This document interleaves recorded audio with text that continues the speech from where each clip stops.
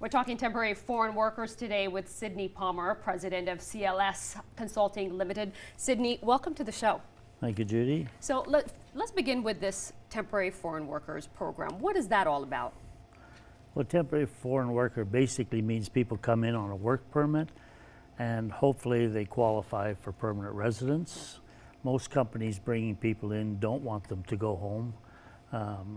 If they qualify as a skilled worker or get upgraded to a skilled position, then they get to stay. They get to stay. And that's a lot of, a lot of people question about whether or not they want to stay, and they leave, they send money home. But you've done quite a lot with them, and you've had a lot of people stick around and stay in Lloyd. We brought in over 5,000 people now since we started, and as far as I know, we've only had over four go home, and that was one couldn't stand the winter and 3 didn't pass a medical. Wow.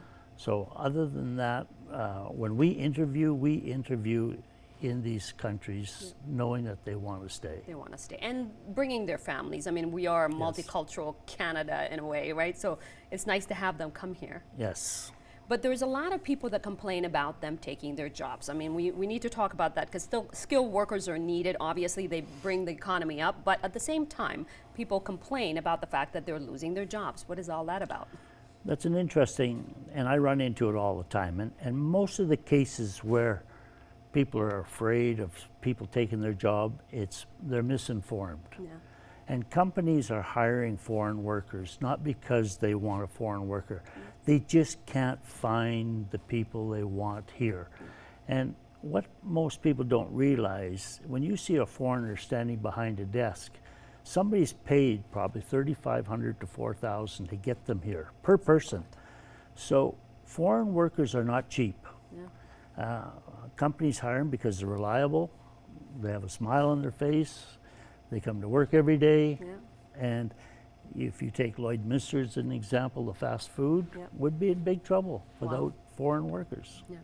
And there's a lot that you've brought over, obviously. I mean, you've been in this industry for decades, 3 decades now, is it?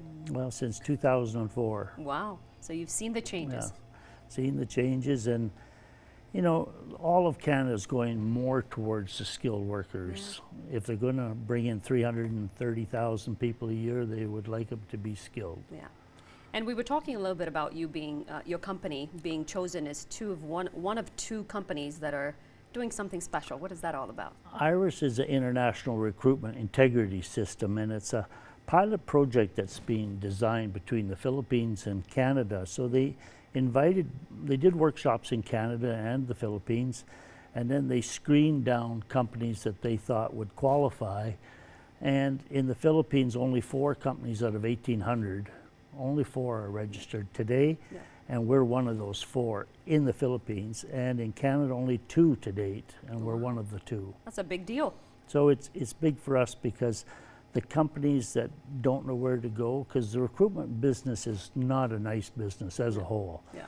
So if you want to bring integrity back into it, it's nice to be part of that program. And quickly, Bernier had a billboard all over talking about not having immigrants here. Quickly, what are your thoughts on that? Well, the first thing you have to, he hasn't run a business where he couldn't get people to come to work. Yeah.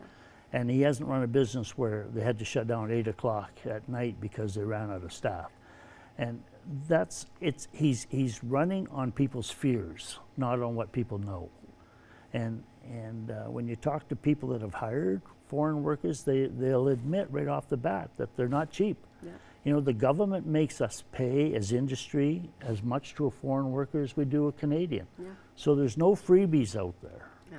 So it's sad that people are being led to believe that they're stealing jobs. But anybody in Lloydminster with no job, I would like to say, doesn't want a job.